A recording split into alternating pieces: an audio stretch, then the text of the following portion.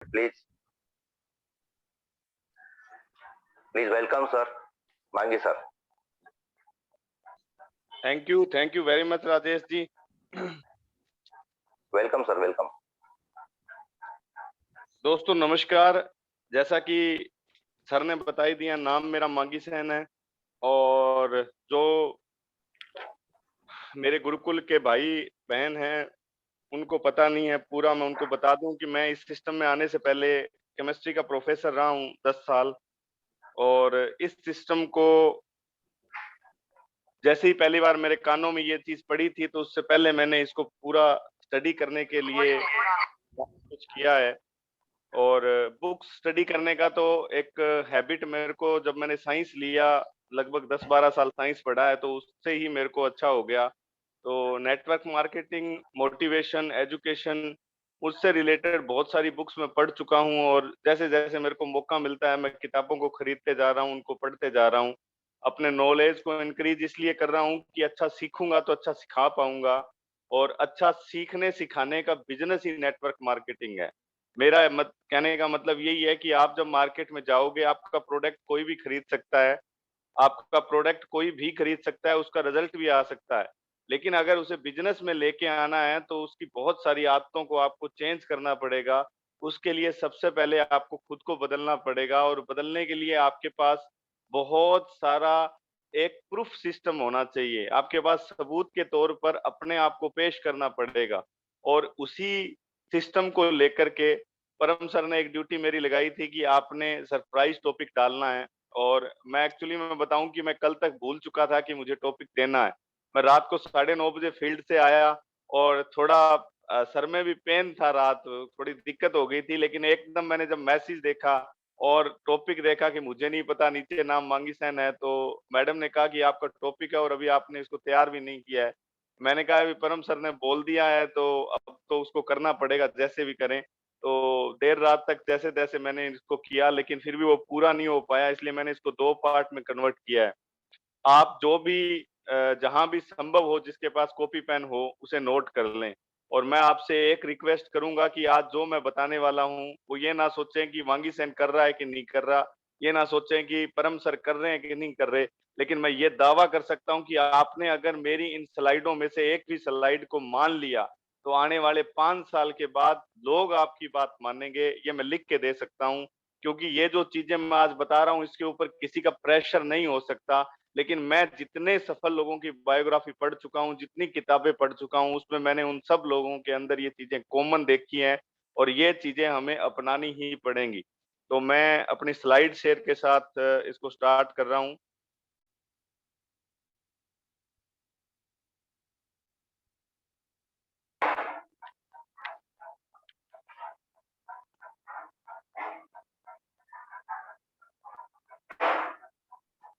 जी sir, slide share हो रहा है? हाँ जी, हाँ. Okay, thank you very much. L12 school and mad magic team की प्रस्तुति जो कि हमेशा रहती है, और इसके लिए मैं परम सर का बहुत बहुत धन्यवाद देता हूँ कि मेरे स्किल को दिन प्रतिदिन इन्होंने डेवलप किया. और सबसे अच्छी बात कि मैं लकी मानता हूँ अपने आप को, ईश्वर की कृपा है कि जैसे ही मैंने नेट सर को ज्वाइन किया तो मुझे इनका सानिध्य उसी पल से मिल गया था जिस पल से नेट सर्फ ज्वाइन किया था. और इसके लिए कहीं ना कहीं मेरा पुण्य जरूर काम आया है, ईश्वर की कृपा हुई है, जो कि आज आपके सामने है. तो नाम जैसे सर मैंने आपको बता ही दिया, मांगी सेन है, मेरा गांव फकीरवाली है और मैं गंगानगर डिस्ट्रिक्ट राजस्थान से बिलोंग करता हूं. और बैकग्राउंड अगर मैं बताऊं तो आपको मैं बता चुका हूं कि मैं पहले केमिस्ट्री का प्रोफेसर रहा हूं 10 साल, साइंस से सारा स्टडी किया है और एलोपैथी को बहुत करीब से समझा है और जाना है. और आज जो मेरा टॉपिक है वो है सफलता के आंतरिक नियम. ये तो एक टॉपिक नहीं है, एक बदलाव है आपके अंदर. अगर आप ये कर लेंगे तो 100% इसका बेनिफिट जो है वो आपको मिलेगा.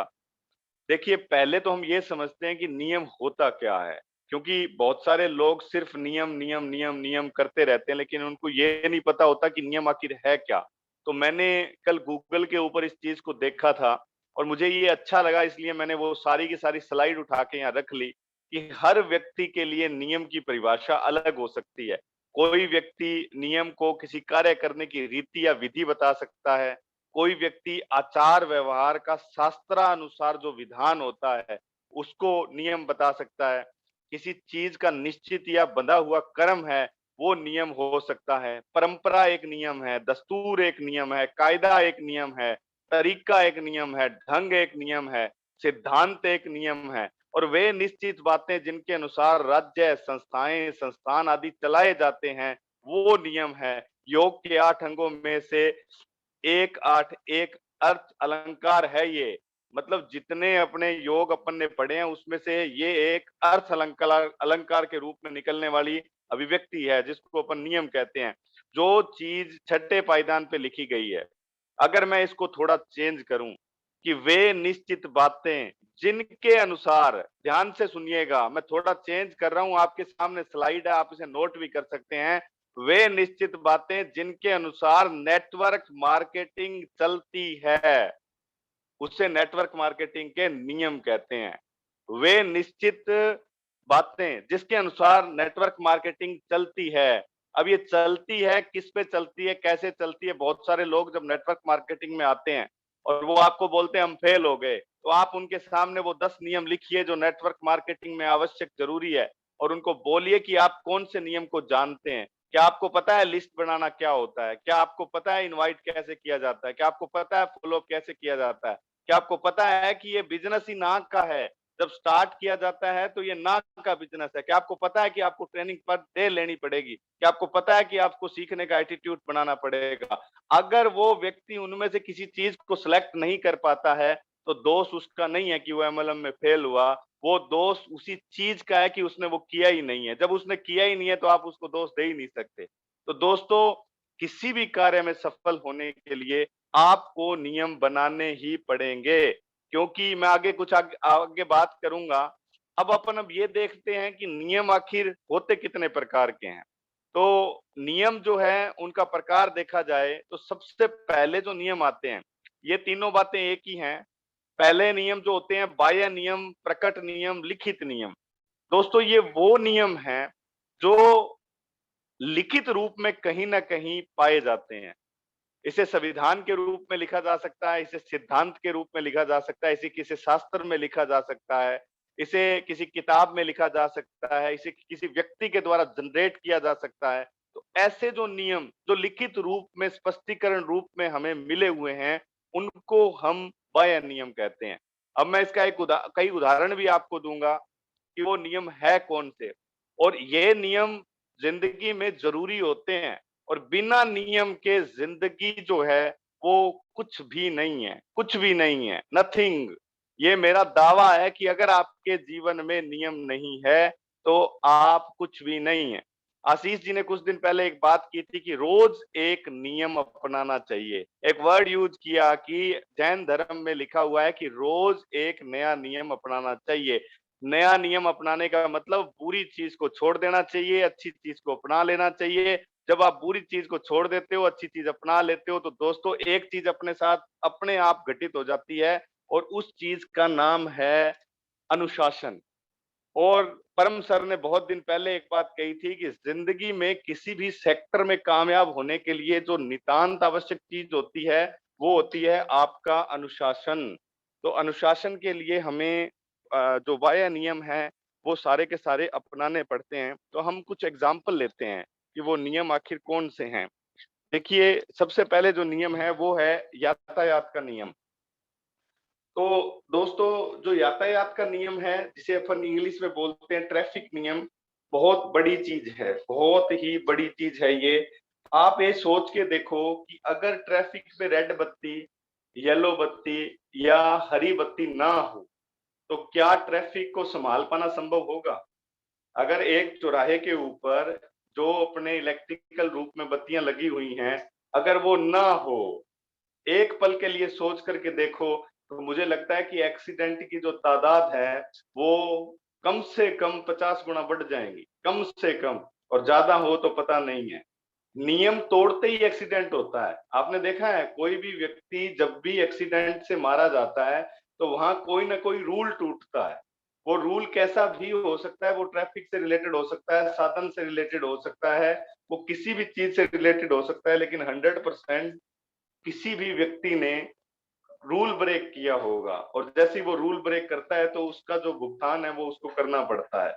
और इस चीज को मैं एक और चीज से भी बता सकता हूँ। आपने देखा होगा कि एक चौराहे पे कई बार एक व्यक्ति खड़ा होता है जिसको अपन बोलते हैं ट्रैफिक पुलिसमैन या सिपाही, जो होता है जिसका कार्य होता है कि एक हाथ इधर लगा देता है तो इधर वालों को रोक लेता है, इधर वालों को निकाल देता है। तो मैं कई बार देखता हूँ और सोचता भी हूँ कि अगर ये व्यक्ति यहाँ नहीं होता तो यहाँ भीड़ कितनी होती, यहाँ जो है समय प्रबंधन जो है वो कैसे होता। तो दोस्तों, मेरे कहने का मीन ये है कि हमें जिंदगी में नियम अपनाने पड़ेंगे, और अगर आप इस चीज से एग्री करते हैं तो 100% आपको आने वाले 15-20 मिनट के अंदर कुछ ऐसा मिल जाएगा जो शायद आपको कभी भी मिला ना हो। Next, schooling. मैंने स्कूलिंग की है और यहाँ बैठे जितने भी 30 लोग हैं उन सब ने स्कूलिंग की है, और स्कूल के भी कुछ नियम होते हैं जिन्हें मैं लिखित नियम ही मानूंगा, बाया नियम होते हैं। हम जब प्रार्थना करते हैं, मैंने सिर्फ एक डायग्राम लिया है, हालांकि स्कूल के बहुत सारे रूल होते हैं। स्कूल की टाइमिंग फिक्स होती है, जाने का टाइम फिक्स होता है, हाफ टाइम फिक्स होता है, पीरियड का टाइम फिक्स होता है, आपके सब्जेक्ट का टाइम भी फिक्स होता है कि 9:30 बजे आपकी अगर इंग्लिश की क्लास लगनी है तो मतलब इंग्लिश की क्लास पूरे साल आपकी 9:30 लगेगी, ठीक है। और एंड जो है आपकी छुट्टी का टाइम भी फिक्स होता है। वैसे ही हम जब प्रेयर करते हैं तो प्रेयर के अंदर हमारा एक सिस्टम होता है, एक रो बनती है, उस रो के अंदर भी छोटे बच्चों को पहले रखा जाता है, फिर जैसे जैसे उनका कद होता है उसके अनुसार उनको रखा जाता है। उसके अलावा जब हम प्रे करते हैं, आगे के जो बच्चे आते हैं उनके लिए भी नियम होता है। तो दोस्तों, हर एक व्यक्ति के लिए यहाँ नियम होता है। और आप सोच के देखो कि प्रार्थना में अगर बच्चों की रो बनाने का नियम ना हो तो क्या वो प्रार्थना उस तरह से सुव्यवस्थित हो पाएगी? क्या वो सार्थक हो पाएगी? क्या वो अच्छी लग पाएगी? क्या आप उसको किसी के एग्जाम्पल में ले पाओगे? क्या आप उसको आइडियल बना पाओगे? मुझे लगता है बिल्कुल नहीं, बिल्कुल भी नहीं। तो दोस्तों, हमें नियमों को अपनाना ही पड़ेगा, और मैं अभी आपको ये भी बताऊंगा कि नियम क्यों बनाए और क्यों अपनाना पड़ेगा। नेक्स्ट है फुटबॉल के खेल के नियम। दोस्तों, क्या फुटबॉल में नियम नहीं होते? अगर फुटबॉल में पोल नहीं होते तो क्या फुटबॉल खेली जाती? क्या फुटबॉल के अंदर रेफरी नहीं होता तो कौन बताता कि आप गलत और कौन सही हो? क्योंकि उसे कुछ नियम दिए जाते हैं, और जैसे ही खिलाड़ी उनका उल्लंघन करता है तो उसको अलग अलग प्रकार के कार्ड जो है वो दिखा दिए जाते हैं। यहाँ बहुत सारे स्पोर्ट्समैन बैठे हैं, राजेश भाई साहब खुद स्पोर्ट्समैन है, तो मुझे ज्यादा इसके बारे में नॉलेज नहीं है, लेकिन मैं इतना दावा कर सकता हूँ कि वो जरूर इस बात को मानेंगे। और आगे वॉलीबॉल के नियम, राजेश जी इससे बिल्कुल अवगत हुए हैं। तो इनके नियम हैं, ये सिर्फ मैंने छोटे एग्जाम्पल लिए हैं आपके लिए कि ये वो चीजें हैं जिनके नियम होते हैं। कोई भी चीज बगैर नियम से नहीं चल सकती। Rule is the most important part for your life. वो चाहे आपकी फिजिकली लाइफ है, मेंटली लाइफ है, आपकी आत्मिक लाइफ है, आपके कपड़े पहनने की सिस्टम है, आपका लिखने का सिस्टम है, हर एक चीज का सिस्टम होता है। वॉलीबॉल के खेल के अंदर भी बहुत सारे रूल्स होते हैं। मैंने इतना नहीं खेला, लेकिन मुझे पता होता है कि बहुत सारी जगह नेट पे हाथ लग जाए तो आपको फाउल दे दिया जाता है कि आप सही नहीं हो। आपने अपनी हैंडिंग को अगर सही नहीं किया तो भी आपको फाउल दे दिया जाता है। तो दोस्तों, जब हम उन गेमों को खेलते हैं तो भी नियमों का पालन करते हैं, तो हम यहाँ अब करोड़ों रुपए कमाने वाले हैं। हम यहाँ अपनी लाइफ को 180 डिग्री बदलने वाले हैं। हम अपने परिवार को कुछ ऐसा देने वाले हैं जो किसी अपनी पीढ़ी के किसी व्यक्ति ने नहीं दिया। तो हमें क्या नियम नहीं लेने पड़ेंगे? लेने पड़ेंगे। हम सब कुछ सोच रहे हैं लेकिन एक चीज नहीं सोच रहे कि क्या मैं रोज नया बदलाव कर पा रहा हूँ जो मेरे बिजनेस के लिए अच्छा होगा, आने वाले समय में वो मुझे अच्छा दे पाएगा। तो दोस्तों, ये वो नियम हैं जो लिखित हैं, बाया हैं, प्रकट हैं, लेकिन ये नियम किसी व्यक्ति को एक अच्छे सक्सेसमैन या महान व्यक्तित्व की तरफ नहीं ले जा सकते। ये आपको एक अच्छा इंसान तो बना सकते हैं, लेकिन ये आपको कभी भी एक एक्स्ट्रा ऑर्डिनरी पर्सन नहीं बना सकते। ट्रैफिक के रूल का पालन हर कोई कर सकता है, लेकिन आपको ये नहीं कहा जाएगा कि रेशम सिंह जी बहुत अच्छा रूल का पालन करते हैं, जबकि परमवीर सिंह जी करते तो हैं लेकिन ये सही नहीं करते हैं। राजेश जी कई बार कर लेते हैं, कई बार नहीं करते हैं। वहां ये चीजें नहीं चलने वाली। ये आप अगर आप इनके नियमों का पालन करते हो तो आपकी लाइफ सुविधाजनक हो जाएगी। आपको सरलता आ जाएगी, आपको आसानी आ जाएगी, आपको एक समय जो प्रबंधन है उसमें आपको एक फायदा मिल जाएगा अगर आप इन रूल का पालन करते हो तो। अब अपन देखते हैं कि जो नियम हमें खुद को अपनाने, जो कि मैंने मेरा पहला स्लाइड था, सफलता के आंतरिक नियम। तो आंतरिक नियम की मैं बात करूंगा अब, और यही वो चीज है जो मैंने सफल लोगों के अंदर कामयाबी का कारण देखा है कि कामयाब लोग जो कारण होते हैं, उनका कारण यही होता है कि वो आंतरिक नियम अपनाते हैं। And for your kind information my dear friends, आंतरिक नियम कहीं भी लिखे हुए नहीं होते हैं। आंतरिक नियम आपको खुद को बनाने पड़ेंगे और उनको पालन भी करना पड़ेगा, तभी आप किसी के लिए आइडियल बन सकते हो। अमिताभ बच्चन रात को 2 बजे सोकर के भी 4 बजे उठ जाता है, ये उसका आंतरिक नियम है। वो 3:45 सोकर के भी 4 बजे उठता है और वो रात को 9 बजे सोकर के भी 4 बजे उठता है।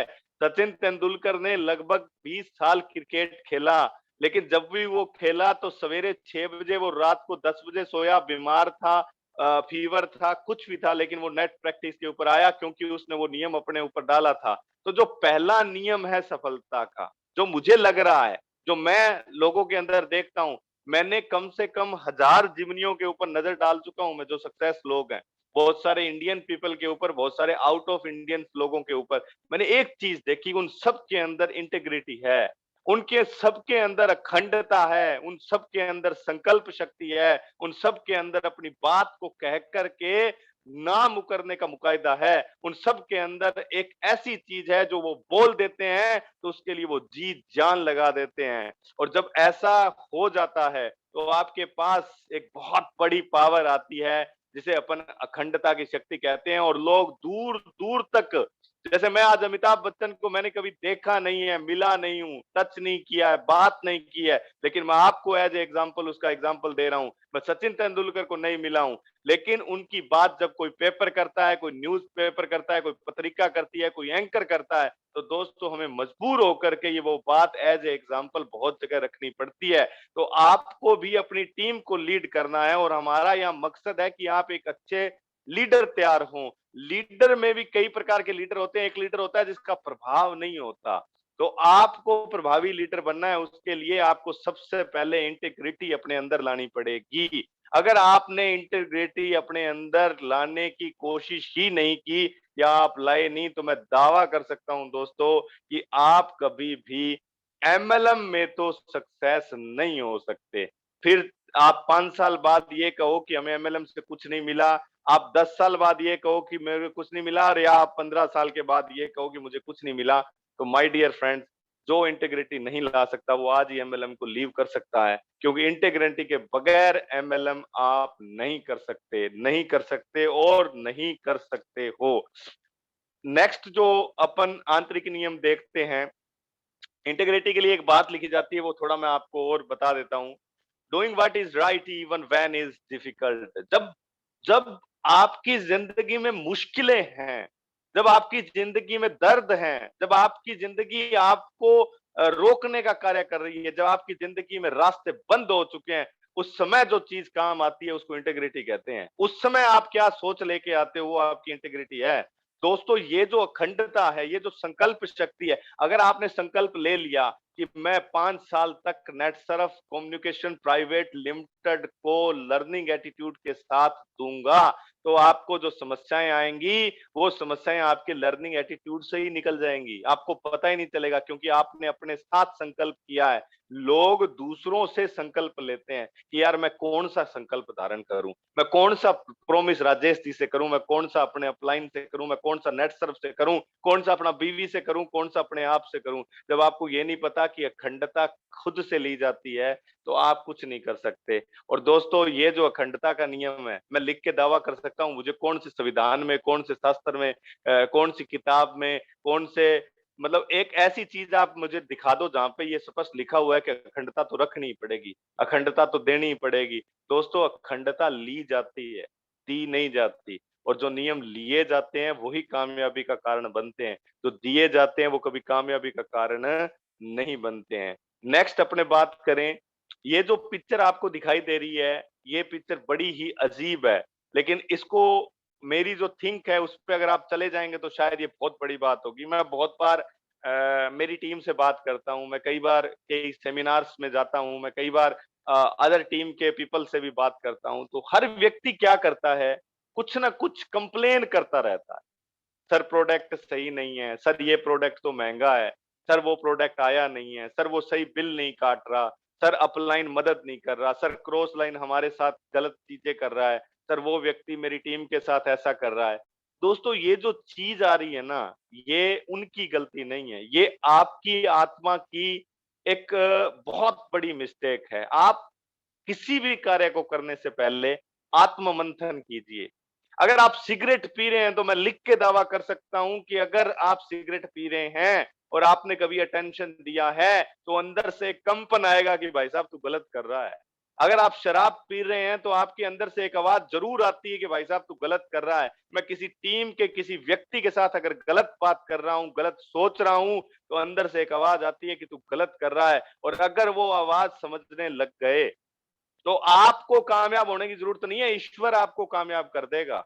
आत्मा की आवाज को जिस दिन सुनने लग गए ना, उस दिन आपको करने की जरूरत नहीं है, आपको ईश्वर कामयाब कर देगा। मैंने गीता से सीखा है, मैंने गीता से सीखा है कि अर्जुन ने जब भगवान श्री कृष्ण को कहा कि सामने वाले मेरे घर के हैं, मैं किसको मार रहा हूं, मैं क्यों मारूं इन लोगों को, क्योंकि ये तो मेरे हैं, ये उसके आत्मा की आवाज थी। तब भगवान श्री कृष्ण ने खुद कहा उसको कि तू जो कर रहा है, इसीलिए तो मैं तेरे को सारा कुछ बताने आया हूं। यहाँ लोग तो बहुत थे, भीम भी था, उसके भाई भी थे, कौरवों में भी थे, बहुत सारे गुरु भी थे, बहुत और लोग भी थे, लेकिन उनकी आत्मा में वो चीज नहीं थी जो कि अर्जुन के थी। अरे हनुमान की जगह बहुत सारे और भी तो वानर जाति के कुल के लोगों को रखा जा सकता था, लेकिन हनुमान की जगह राम ने हनुमान को क्यों रखा? क्योंकि उसकी आत्मा के अंदर सच्चाई थी। वो कभी भी किसी भी बात के लिए झूठ नहीं कहता था। और दोस्तों हम जब झूठ अपने आप से ही बोलते हैं, जब हम वो गलत चीज कर जाते हैं और फिर हम लोगों पे ब्लेम डालते हैं, तो मुझे नहीं लगता कि आप कामयाबी ज्यादा दिन तक ले पाओगे। आप आत्म मंथन कीजिए कि क्या ये चीज सही है और क्या ये गलत है। यहाँ बैठे 30 के 30 लोगों को पता है कि उन्हें किसी से पूछने की जरूरत नहीं है कि कौन सी चीज गलत है और कौन सी सही है। वो अपने आप बता सकते हैं कि ये चीज गलत है और ये चीज सही है। चोरी करना पाप है, सबको पता है, लेकिन लोग कर रहे हैं, तो उसमें किसकी क्या? इसका मतलब कि आपने कभी भी आंतरिक नियम अपनाया ही नहीं कि मैं आत्मा की आप बात को सुनूं। और इस तक पहुंचने के लिए आपको समय लग सकता है, लेकिन मैं एक दावा कर सकता हूं, जब तक ये नहीं आपकी जगेगी तब तक आपका कुछ नहीं हो सकता। मैंने एसपी भारिल साहब को सुना है। एसपी भारिल साहब जो कि एमवे के बहुत बड़े लीडर रहे हैं, मैं उनका नाम ले रहा हूँ, बहुत बड़े मोटिवेशनल स्पीकर हैं। उनका मैंने एक इंटरव्यू जब सुना तो उनसे पूछा गया कि आजकल आप स्पिरिचुअल काम करते हो, आजकल आप बहुत सारी आत्मीय जो संस्थाएं उनमें जाके अपने व्याख्यान देते हो, तो उनका जवाब था कि मैंने नेटवर्क मार्केटिंग किया ही इसलिए था कि मैं इतना पैसा कमा लूं कि उसके बाद मेरी सारी टेंशन खत्म हो जाए और मैं लाइफ से आगे की लाइफ को देख पाऊं। और दोस्तों लाइफ से आगे की लाइफ सिर्फ वो ही देख पाता है जीवित रूप में, जिसकी आत्मा जग जाती है। और आत्मा को जगाने के लिए अगर आप ये बिजनेस कर रहे हो तो इसमें एक चीज इन्वॉल्व हो जाएगी, वो है ईश्वर की ताकत। तो आप उसके साथ अटैच कीजिए। नेक्स्ट जो थर्ड मैंने पॉइंट देखा आंतरिक नियम का, जो कि सक्सेसफुल लोग हैं उनका, तो उनका मैंने जो आंतरिक नियम देखा वो देखा रोल मॉडल। तो दोस्तों रोल मॉडल जो है it's most important part for your life. और मुझे लगता है कि हम इसी चीज में गलती करे बैठे हैं। मतलब आप क्या है, जिन लोगों को सिलेक्ट कर लेते हो फिर महीने बाद बदल देते हो, आप 1 साल बाद बाबे बदल देते हो, 1 साल बाद गुरु बदल देते हो। ऐसा नहीं हो सकता। एक गुरु होना ही चाहिए। अब वो गुरु क्यों होना चाहिए वो भी आप सुनिए। एक रोल मॉडल क्यों होना चाहिए वो भी आप सुनिए। मैं ये आपके सामने पीपीटी शेयर कर रहा हूं। मैं आपको एक प्रैक्टिकल एग्जांपल देता हूं। इस पीपीटी के शेयर होने के बाद मैं परम सर से बात करूंगा और मैं उनसे पूछूंगा कि सर मैंने कहाँ मिस्टेक किया और कहाँ इंप्रूवमेंट की जरूरत है। ये मेरी तो खुद की एक भावना है कि मैं हमेशा अपनी कमियों को गले लगाता हूं कि मैं अगली बार उसको लगे। लेकिन अगर आप ऐसा नहीं कर पाते तो कम से कम अपने गुरु को एक बार की नजर के रूप में वहां बतौर खड़ा कर दीजिए कि मैंने गलती कहाँ की है वो मुझे बताइए। जो अच्छा है वो तो लोग ही बता देंगे। अगर आप अच्छे दिख रहे हो तो लोग ही बता देंगे, गलती केवल अपना बताता है। और अगर आपके पास रोल मॉडल नहीं है तो आपका ड्रीम कोई नहीं जगा पाएगा। आपके पास रोल मॉडल नहीं है तो आपकी हेल्थ के बारे में कोई नहीं बता पाएगा। आपका बिलीविंग सिस्टम, आपकी इंटेलिजेंसी, आपकी योग्यता, आपकी पावरफुल, आपका फेथफुल, आपका कंफर्ट जोन से बाहर निकलने का रास्ता, आपको एमएलएम के लिए क्या करना है, क्या नहीं करना है। बात सुनना, क्या करना है ये लोग बहुत बताते हैं, लेकिन क्या नहीं करना है ये वही बताता है जो आपका रोल मॉडल होता है, जो आपके लिए बहुत बड़ी चीज होती है। दोस्तों मैंने देखा है, क्या देखा है? मैंने देखा है सचिन के पास गुरु है, मैंने देखा अमिताभ के पास गुरु है, मैंने देखा डोनाल्ड ट्रंप के पास गुरु है, अर्जुन के पास गुरु था, राम के पास गुरु था, कृष्ण के पास गुरु था, महावीर के पास गुरु था, रॉबर्ट टी कियोस्की के पास गुरु था, टाटा, बिरला, डालमिया, सिंघानिया, बजाज, सबके पास गुरु हैं, लेकिन हमारे पास गुरु नहीं है। जब इतने बड़े लोगों के पास अपना गुरु होता है हर एक बात के लिए और हमारे पास अपना रोल मॉडल नहीं है, तो किस कामयाबी की बात कर रहे हो आप? आपको कोई कामयाबी फिर मिलने वाली नहीं है जब तक आप अपना रोल मॉडल किसी को चुनते नहीं हो और उसकी बात मानते नहीं हो। बहुत सारे लोग चुन लेते हैं लेकिन वो उसकी मानते नहीं है। वो सिर्फ रोल मॉडल लोगों को बताने के लिए होता है, ना कि वो उसे एक्सेप्ट करते हैं। दोस्तों रोल मॉडल का मतलब मैं यही समझता हूं कि वो एक लाइन निकाल दे कि इस लाइन के ऊपर मांगी सेन तुझे चलना पड़ेगा, तो मांगी सेन अपने पैर उसी लाइन पे रखने की कोशिश तो कर सकता है ना। इसी का नाम आपकी कामयाबी का कदम है। और ये रोल मॉडल कौन से शास्त्र में लिखा हुआ है कि आपको रोल मॉडल बनाना पड़ेगा? संविधान की कौन सी धारा में लिखा हुआ है कि आपको रोल मॉडल बनाना पड़ेगा? लेकिन नेटवर्क मार्केटिंग के नियमों के आंतरिकपन में ये बात पहले भी थी, आज भी है। बलकरण सिंह बराड़ का भी रोल मॉडल है, सत्यानंद शर्मा का भी रोल मॉडल है, लखवीर सिंह गिल का भी रोल मॉडल है, परमवीर सिंह बराड़ का भी रोल मॉडल है, तो मांगी सेन का भी रोल मॉडल है। और आप जितने लोग यहाँ 30 बैठे हो, आपका भी कोई रोल मॉडल होना चाहिए। अगर आपका रोल मॉडल नहीं है तो मैं दावा कर सकता हूं कि आप किसी भी कामयाबी की एक छोटी सी तय को भी पार नहीं कर पाओगे। और अगर आप करोगे तो आप अपनी आत्मा के साथ धोखा कर करके ही करोगे। ये जरूरी है। आप अपनी कमियों को दिखाने के लिए रोल मॉडल बनाइए, रोल मॉडल बनाइए, रोल मॉडल बनाइए। क्योंकि किसी भी महान किताब, लोक की किताब में रोल मॉडल बनाना नहीं लिखा हुआ। दोस्तों ये मेरे मन की आंतरिक आवाज है जो आप तक मैं पहुंचाना चाहता था। नेक्स्ट अपने बात करें, अगर आपका रोल मॉडल होगा, अगर आपका रोल मॉडल होगा तो आप लीडर होगे, आप रोल मॉडल होगे, आप एक दिन मेंटोर होगे, आप एक दिन कोच होगे। और दोस्तों एक दिन ऐसी घड़ी आ जाएगी, ऐसा समय आएगा कि आपको समय नहीं होगा लोगों को एडवाइस देने के लिए। इसे कहते हैं रोल गुरु को मानना।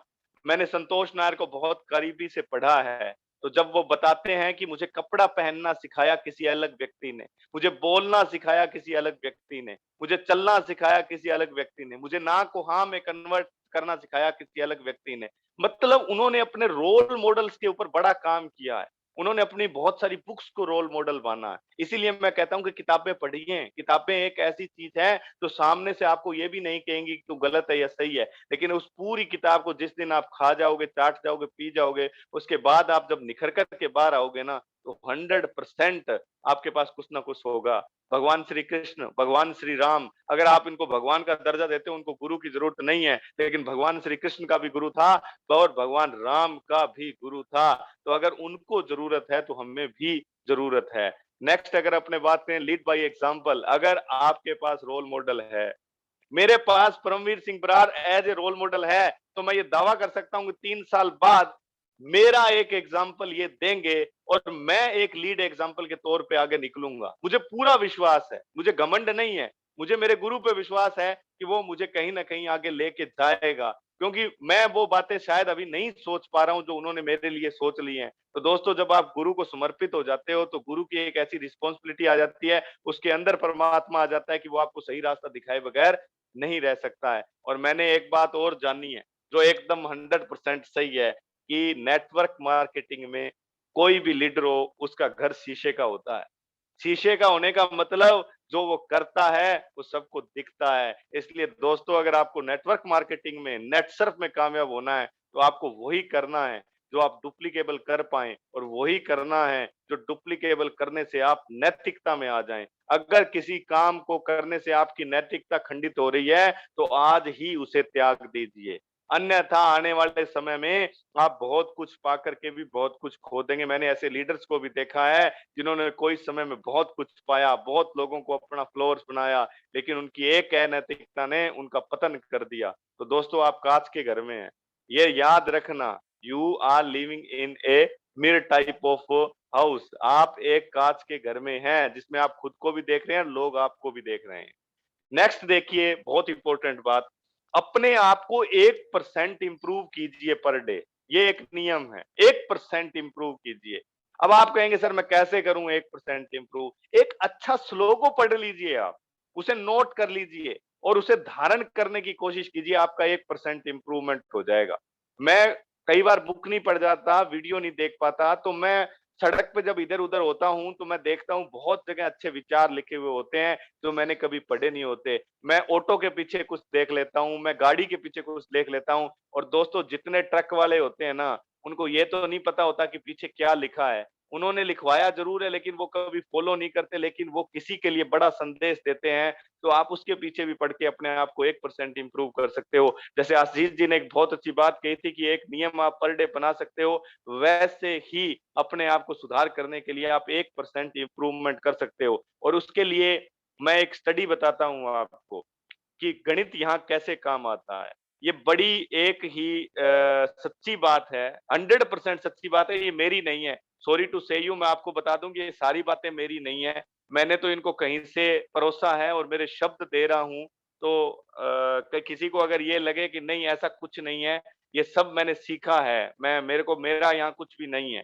बहुत योगदान परम सर का है और बहुत योगदान लखवीर भाई साहब का भी है, बहुत योगदान किताबों का भी है, बहुत योगदान वीडियोज़ का भी है।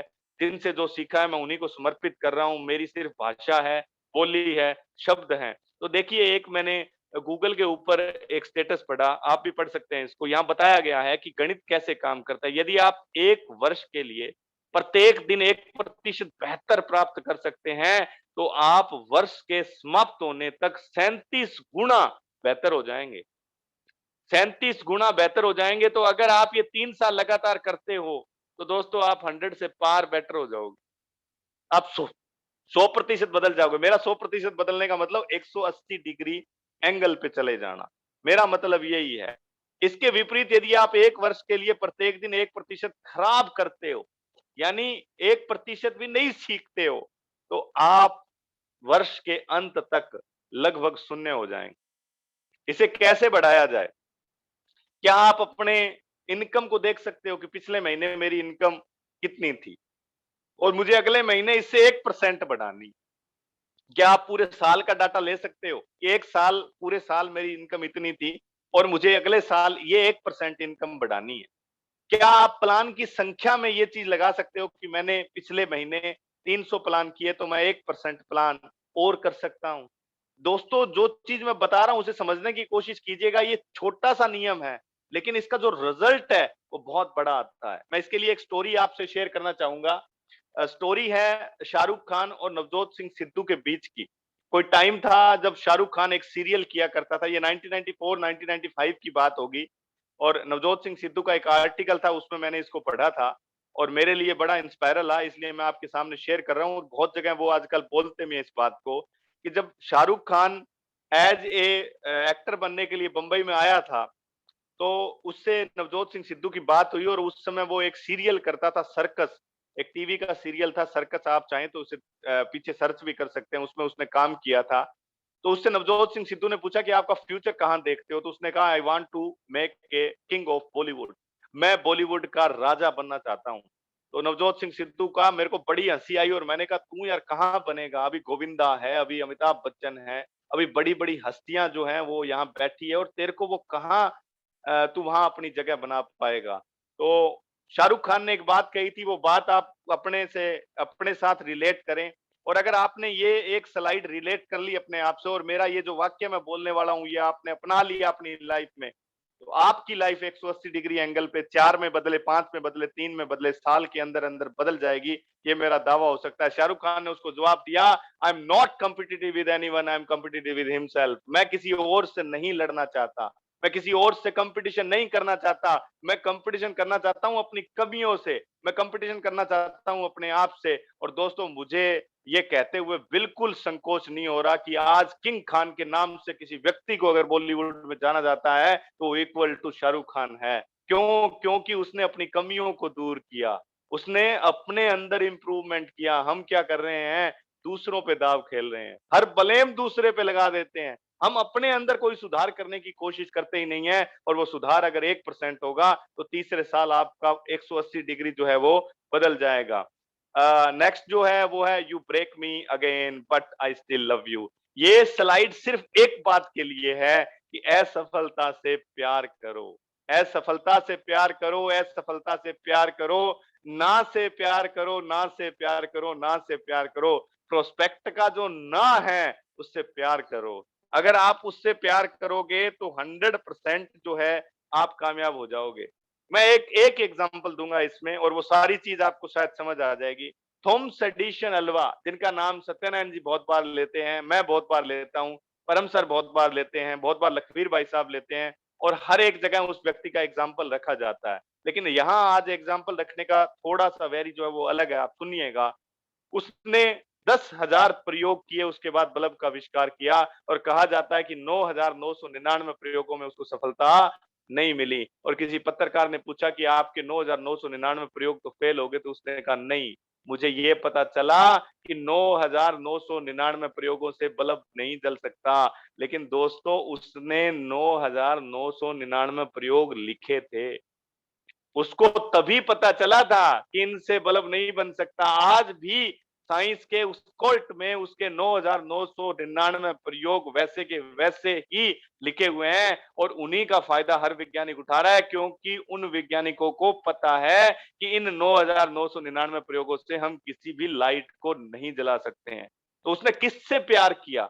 उसने अपनी असफलता से प्यार किया, उसने अपनी असफलता से प्यार किया। तो दोस्तों, आपको ना से प्यार होना चाहिए, हाँ से तो हर कोई प्यार करता है। When the prospect say yes, then you very excited. When the prospect say I am not interested in your business, then you all lazyपन type, मतलब आपका हो जाता है, बोले इस कंपनी में कुछ नहीं रखा, पहले के पास गया उसने भी ना, दूसरे के पास गया उसके बिना, तीसरे के पास गया उसके बिना। दोस्तों, अगर 9,999 प्रयोग के बाद एक प्रयोग जिसने बत्ती जलाई, एडिसन के दिमाग की भी और हमारे घर की भी, अगर उसकी बत्ती उसी समय गुल हो जाती जब वो 10 प्रयोग करता, तो आज आपको वो बत्ती नहीं मिल पाती जिसकी वजह से आप अपने आप को प्रकाशवान मान रहे हो। तो दोस्तों, हमेशा ही इस बात को याद रखें कि आप अपनी असफलता से प्यार करें। नेक्स्ट जो मेरा आंतरिक नियम है वो है अच्छी संगति का महत्व। देखिए, संगत बहुत बड़ी पॉइंट है, ये संगत नहीं है। ये मेरा पॉइंट आया है, थोड़ा समझने की कोशिश करें एनवायरनमेंट से। आप संगीतकार बनना चाहते हैं और रोज क्रिकेट के मैदान में बल्ला पकड़ लेते हैं, तो क्या आप संगीतकार बन पाएंगे? आप क्रिकेट खेलना चाहते हैं और रोज वायलिन लेकर के संगीत बजाते हैं उस रूम के अंदर, तो क्या आप क्रिकेटर बन पाएंगे? आप एमएलएम करना चाहते हैं और घर पे बैठे हैं, किसी व्यक्ति से मिल नहीं रहे हैं, तो दुनिया की कोई ताकत आपको एमएलएम नहीं करवा सकती है। दोस्तों, आपको जो भी करना है, किसी भी सेक्टर में कामयाब होना है, तो उसका एक घेरा होता है, उस घेरे के अंदर अपने आप को झोंक दीजिए आप। एक डॉक्टर बनने वाला आदमी अगर कहे कि मैं तो स्कूल में डॉक्टर बनूंगा, तो स्कूल में टीचर बना जा सकता है, डॉक्टर नहीं बन सकते। दोस्तों, ये बड़ा मिस्टेक है हमारी लाइफ के अंदर। हम एमएलएम तो कर रहे हैं, लेकिन एमएलएम के लिए जो लोग हमें चाहिए, जो एनवायरनमेंट हमें चाहिए, जो घेरे हमें चाहिए, मैं सेमिनार में नहीं जाऊंगा।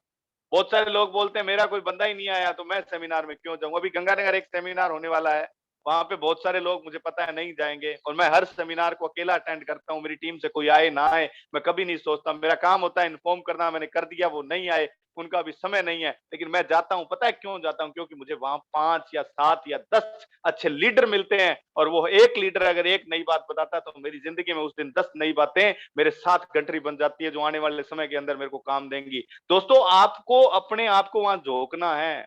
मैं जब से एमएमटी स्टार्ट हुई, L12 स्टार्ट हुआ, मैंने कोई 1 या 2 क्लास बड़ी मुश्किल से मिस की होगी, वो भी जब भी मिस की मुझे आने वाले 5 दिन तक उस चीज का रोष रहा, क्योंकि मुझे पता है कि जो मेरे पास है वो केवल मेरा है, लेकिन जो मैं यहाँ से बहुत सारे गुरुकुल के भाई बहनों से ले रहा हूँ वो केवल उनका है, और वो वहां से मुझे मिल रहा है, तो उसका फायदा आने वाले समय में मेरे को होगा।